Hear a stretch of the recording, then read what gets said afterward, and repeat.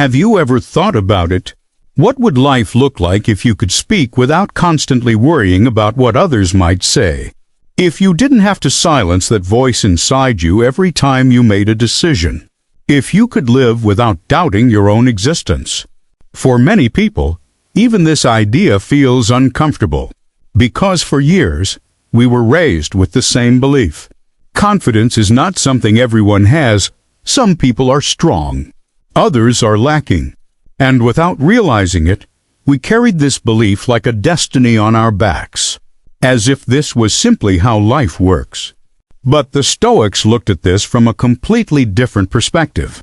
According to them, confident people were not created differently. The difference was in how they trained their minds.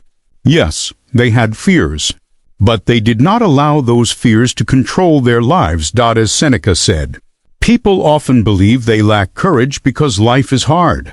But most of the time, the truth is the opposite. Life becomes hard because courage is avoided. In this video, we will clearly understand where insecurity comes from, how it grows without being noticed, and at which points it begins to drain your energy. But I need to say this clearly from the beginning. If you only listen and move on, nothing will change, because insecurity does not appear overnight, and it will not disappear overnight either. Strength doesn't come from fear completely vanishing. It comes from fear losing its power to direct your decisions. Control doesn't arrive all at once. It is taken back, step by step. Before we begin, I want to ask you for one small thing. Go to the comments and write this: "Today, I choose to trust myself, and I will no longer be the old me." This is not a motivational quote. This is an agreement you make with yourself. A moment of decision. And please don't skip any part of what follows, because one of these points may be the breaking moment you've been waiting for. If you're ready, let's begin. Have you ever truly questioned why you doubt yourself so easily? Why is it that even when someone praises you, a voice inside you still says, "I'm not enough. I don't really deserve this"? Why is it that even when you do something right, you stay alert, as if someone is about to find a flaw? Most people never ask themselves these questions, because they assume that voice is their own. But most of the time, it isn't. It was learned. At some point, through something someone said, or the way they treated you, it settled into your mind. No one is born insecure. No one comes into the world feeling "I'm not enough" or "I'm lacking." This belief forms over time, and it often begins in childhood. A teacher humiliating you in front of others. Your effort being ignored while only your mistakes are pointed out. Being constantly compared to others. At some point, through something someone said, or the way they treated you, it settled into your mind. No one is born insecure. No one comes into the world feeling "I'm not enough" or "I'm lacking." This belief forms over time, and it often begins in childhood.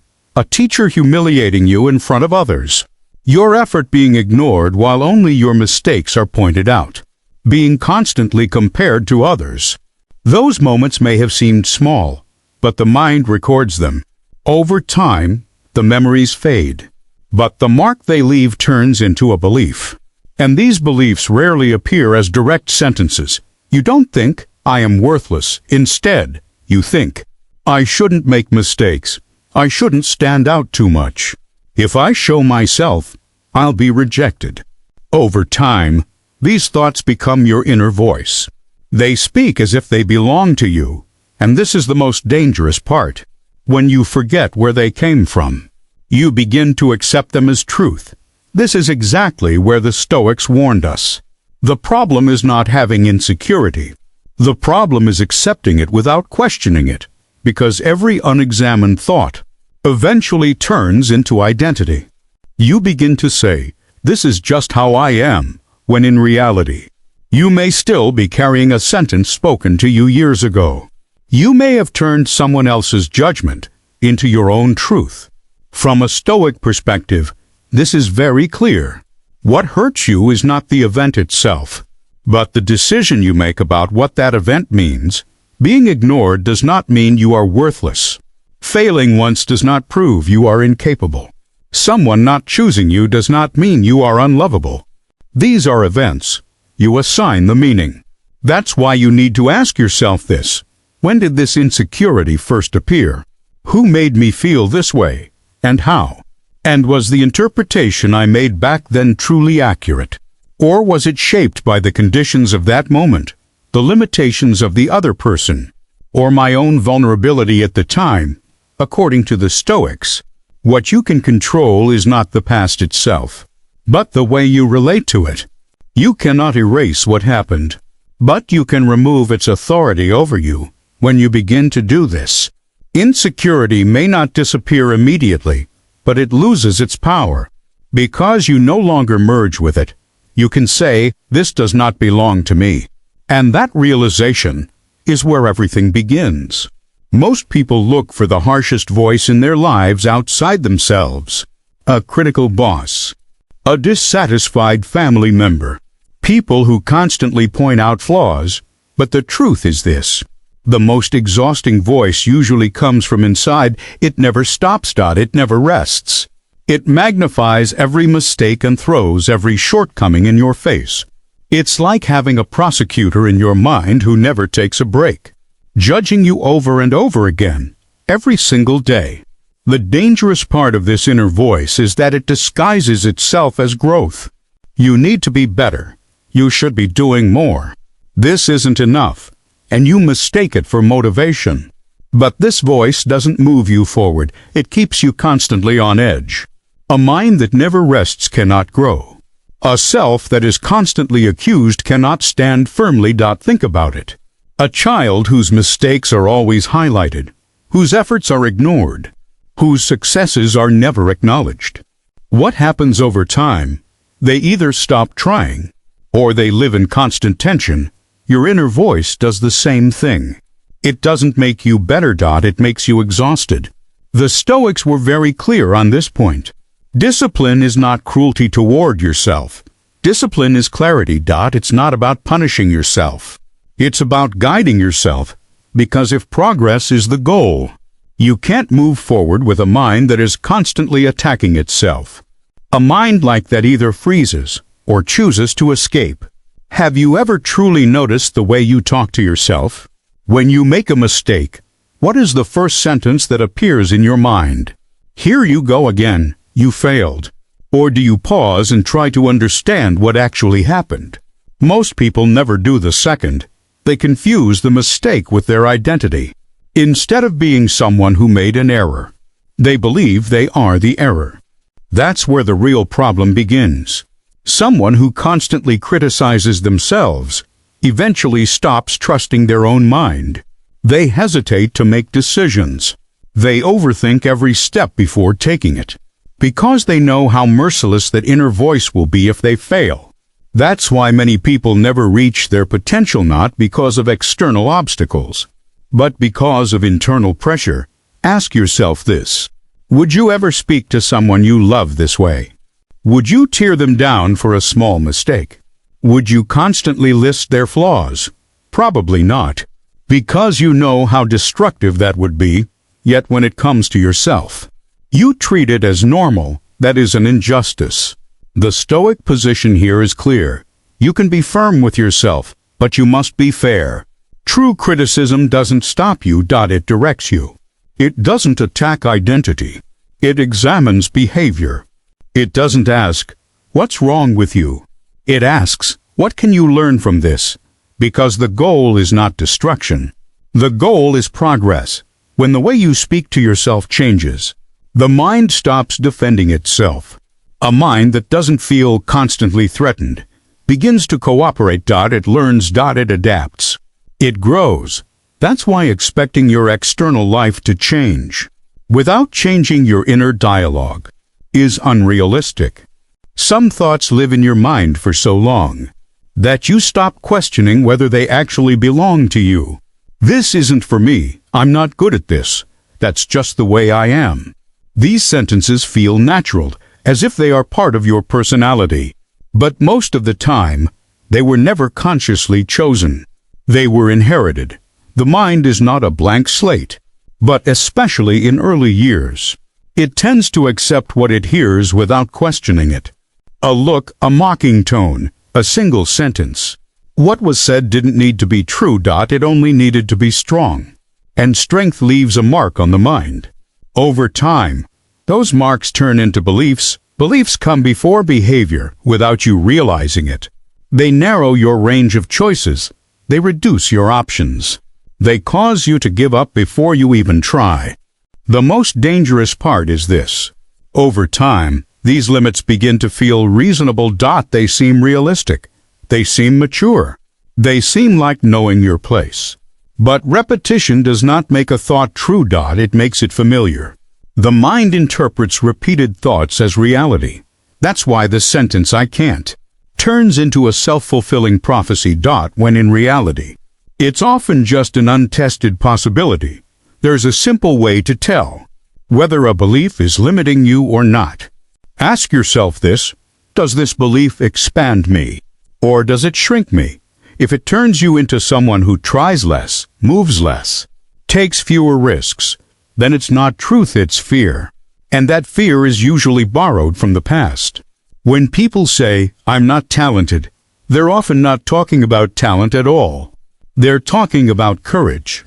Many people who say, "This isn't for me," are actually trying to avoid rejection. Limiting beliefs may look cautious, but their function is clear. They stop movement. Stoic discipline gives the mind a direct task here. Do not accept every thought. Do not turn every belief into identity. Every sentence that passes through your mind is not you. You are the place that notices the sentence. And anything that can be noticed can be changed. Reprogramming beliefs is not telling yourself fairy tales. It's not false optimism. It's something much simpler and more effective. Putting the word "yet" back into the sentence. "I can't" becomes "I haven't learned this yet." That's just how I am becomes "this is how I've behaved so far." These small shifts reopen areas the mind had closed. The mind is far more flexible than you think. It only asks for repetition. Old beliefs settled through repetition. New ones settle the same way, but this time it's conscious. It happens in small steps. And with each step, the mind learns something important. What I thought was a threat is actually manageable. That's why so many things that once felt impossible now feel ordinary. The old belief dissolved. Experience took its place. And experience is stronger than belief because it produces evidence. This is where the Stoic philosopher Epictetus issues his warning. What binds a person is not their thoughts, but their refusal to question those thoughts. If there are still automatic sentences running in your mind today, this is not a flawed doubt, it's a moment of awareness. The mind is a system, and an outdated system keeps you trapped in old limits, and maybe for the first time, you can clearly see this. What's holding you back is not your capacity. It's an internal program written years ago that no longer serves you. Without realizing it, there's something you keep doing. You measure your life by looking at other people's lives. How far you've come. How late you are. What you haven't achieved yet. You measure yourself by other people's speed, by their visible success, and this measurement is never fair to you, because you only see other people's results. You are living your own process. You look at someone else's stage and judge your own backstage. That comparison is flawed from the start. But the mind doesn't notice that. It only produces one thought: I'm behind. Comparison often looks like motivation. It creates the feeling, I should be doing more too. But over time, it shifts direction. Inspiration turns into restlessness. Admiration turns into a sense of inadequacy. And eventually, the goal is no longer growth, it becomes catching up. Comparison pulls you away from your own path. When attention is fixed outward, your inner compass breaks. You stop thinking about what you want and start thinking about what you're late for. But life is not a race. There is no shared finish line. Every person has a different pace, a different weight they are carrying. Being the same age does not mean being in the same place, looking at the same opportunities. does not mean starting from the same position. Comparison erases all of this. It measures everyone with the same ruler, and that ruler always makes you look short. The most dangerous part of comparison is this: it doesn't make you lazy. On the contrary, it keeps you constantly alert. But this alertness is not productive. It divides the mind. One part of you is on your own path. The other part is watching someone else's, and a divided mind cannot go deep. Marcus Aurelius put it clearly: someone who is busy with what others are doing misses what they themselves are meant to do. This is not moral advice. It's a practical truth. When you live by other people's pace, you begin to feel ashamed of your own rhythm. You feel guilty for moving slowly. But some things move slowly because they are deepening, because they are taking root, because they cannot be rushed. Comparison keeps whispering, everyone is moving forward. You're falling behind. But most of the time, this isn't true. Not everyone's progress is visible. Some people move quietly. Some bloom late. Some take an entirely different direction. Returning to your own path is not disconnecting from the world. It's reclaiming your attention. It's replacing the question, where are they, with, where am I? When you do this, urgency fades, peace increases, envy dissolves. Because you are no longer racing, you are walking. And for someone who is walking, another person running is not a threat. Think of a river. It doesn't change its course. Just because the river next to it flows faster. It follows its own slope. It finds its own direction. It may reach the ocean later. But when it does, the path is its own.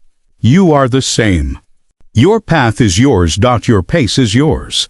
And no life is required to be lived on someone else's timeline. Many people try to look confident. They speak with certainty. They choose the right words. They adopt a strong posture. But if there is no substance underneath, it doesn't last, because real confidence is not what others see. It's what you know. And that knowledge comes from one place only: knowing what you can actually do. Inner stability doesn't come from image. It comes from preparation. From repetition, from effort, from hours no one sees. When you truly know something, you don't feel the need to prove it. You don't defend it. You don't display it. You become quieter. Because inside you, there is a weight that doesn't need argument. The modern world focuses on visibility, on being loud, on being noticed. But for the Stoics, strength was not visibility. It was mastery. A person who has mastery over themselves does not need approval, because there is a foundation inside. And when the foundation is strong, shaking is not terrifying. Real competence is not built quickly. It is often uncomfortable. It makes you feel like a beginner. It exposes your mistakes. But that's exactly why it's valuable.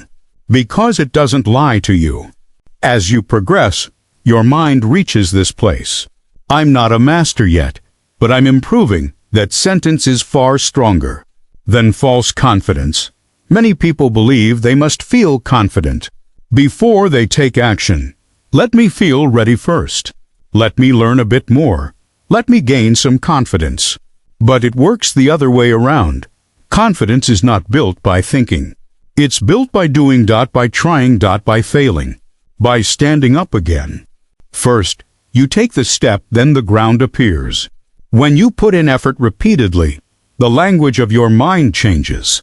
You stop asking, can I do this? You start asking, how can I do this better?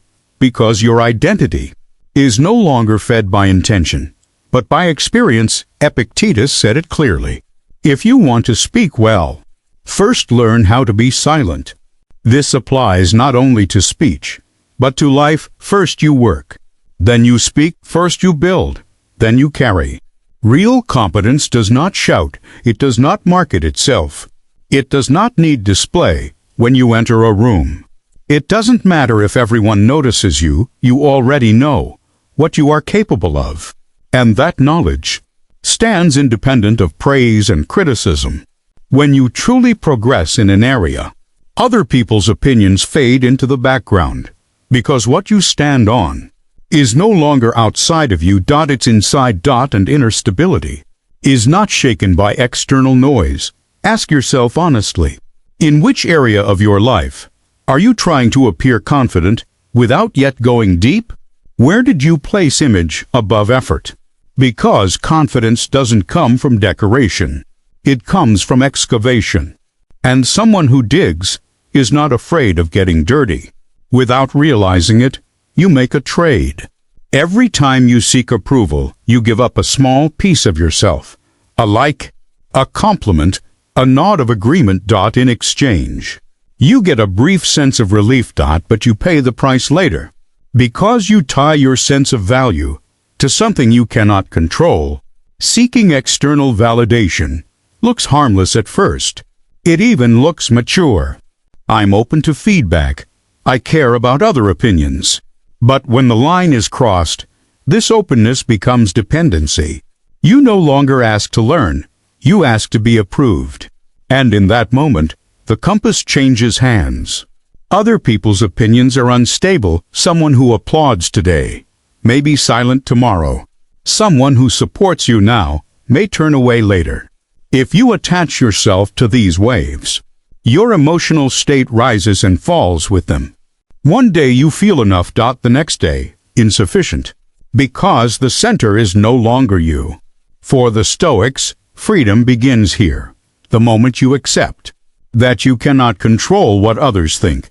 Epictetus said it plainly. Anyone who needs the judgment of others is not the master of themselves. This isn't an insult. It's a diagnosis. People who seek approval are rarely ill-intentioned. They want harmony. They want to avoid rejection. They don't want to be misunderstood. But as this effort continues, their boundaries fade. They scan the room before speaking their truth. They calculate reactions before expressing desire. And slowly, they begin living in their own life. As a guest. At some point, you feel it. While trying to please everyone, you abandoned yourself. This abandonment is silent. No one notices. But you do. A quiet shrinking begins. Because every retreat sends the same message to the mind. My position doesn't matter that much. Letting go of external approval does not mean ignoring people. Listening is not the same as obeying. Taking an opinion is not the same as handing over your value. The Stoic stance is clear. You listen, you evaluate, but you decide, because you are the one who will live with the consequences. One day, your decision will disappoint someone. That is inevitable. But when you disappoint yourself in order to please others, the damage is far greater. Because the one you abandon is you. Marcus Aurelius described the start of inner peace simply. When a person stops trying to manage what others think, space opens up. This is not a loss. It's freedom. You don't need everyone's approval when you enter a room. You only need to not betray yourself. And maybe the hardest question is this: how many of your decisions were made not because you wanted them, but because you wanted to be approved? Anyone who can answer that honestly can see where the chain is. Fear is not as strong as you think. But the more you avoid it, the stronger it becomes. The mind marks everything you avoid as a threat. And over time, fear feeds not on the event itself, but on the habit of avoidance. Many people wait to feel brave. They think one day the shaking will stop, they'll feel ready, and then they'll act. That day never comes, because courage is not built by waiting. Courage is built by small steps, taken while fear is still there. The Stoics didn't try to eliminate fear, they trained it. Epictetus was clear. Don't try to make life easy, make yourself stronger. And strength is not theoretical. It requires exposure. But exposure does not have to be sudden or violent. Real transformation happens through gradual contact. You don't have to conquer what scares you all at once. But when you approach it in small doses, the body learns something crucial. I am here, and I am safe. As this message repeats, fear begins to loosen. Because it is no longer unknown. Many insecurities are simply inexperience. People fear what they are not familiar with. Speaking in public, expressing an opinion, being visible. The possibility of rejection. Most of these have not been lived. They have only been imagined. And imagination is always more frightening than experience. The mind's language is familiar. You're not ready yet. Wait a little longer. The conditions aren't right. These sentences sound reasonable, but they rarely protect you. They delay you. And every delayed step expands fear's territory.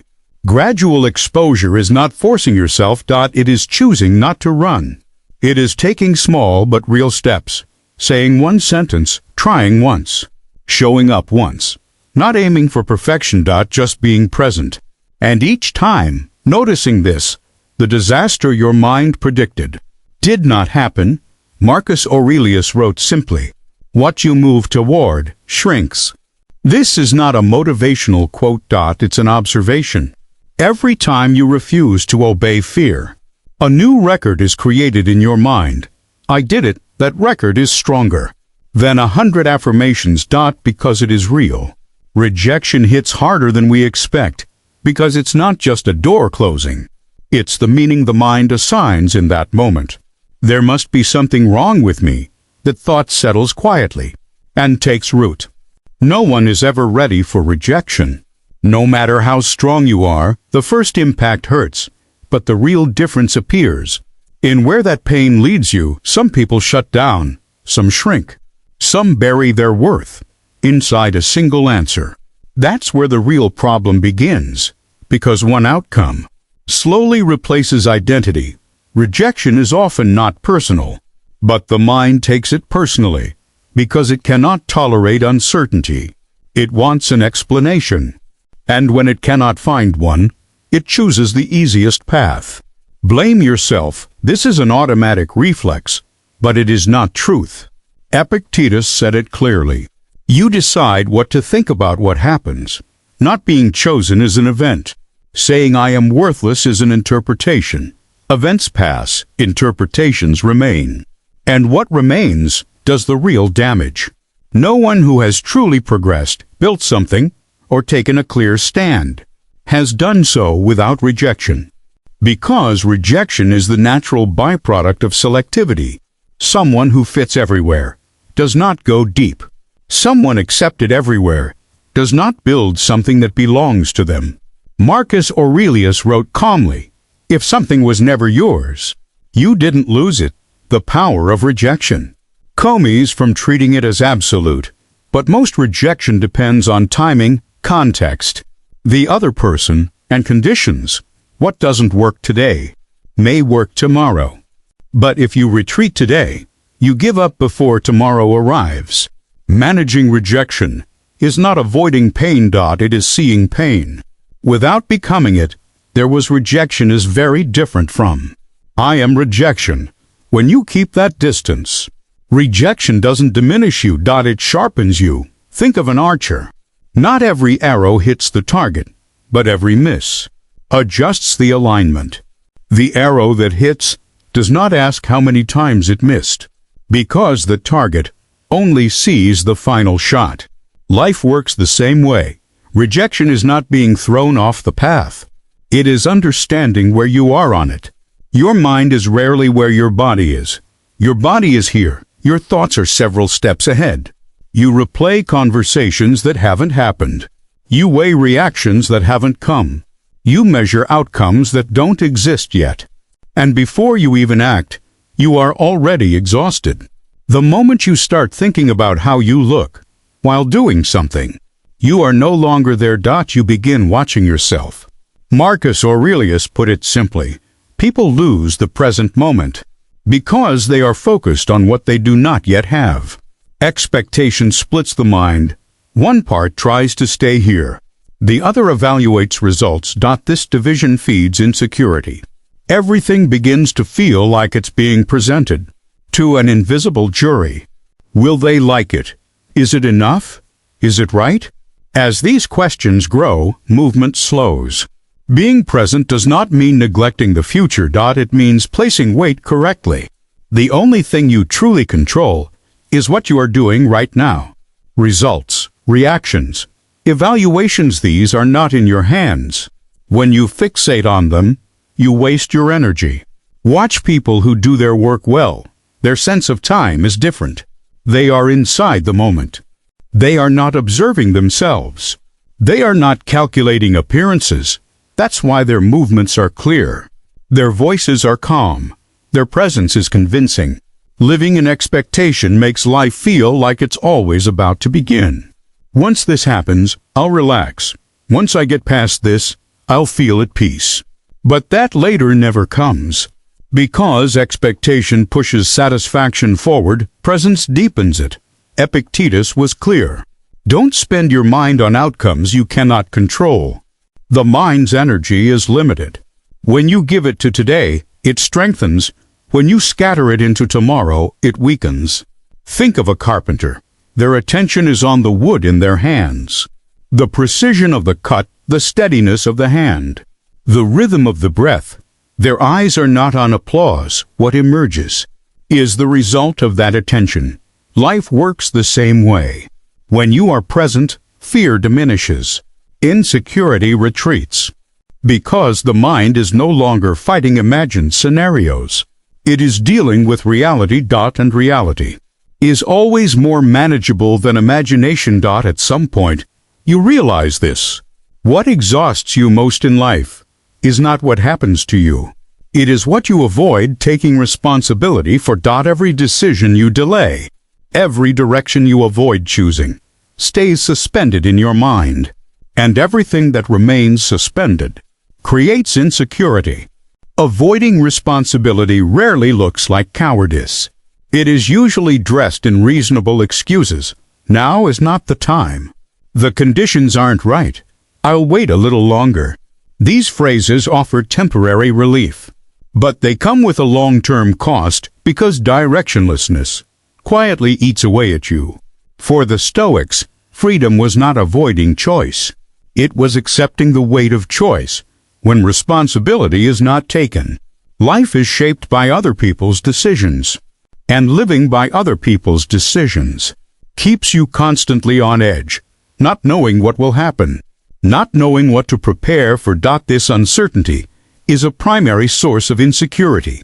The moment you take responsibility, flaws become visible, mistakes become clear, but something else happens at the same time. A sense of control returns, because you are no longer waiting. You are moving. You will make wrong decisions. Some of them will hurt. But a wrong decision teaches more than indecision, because it has direction.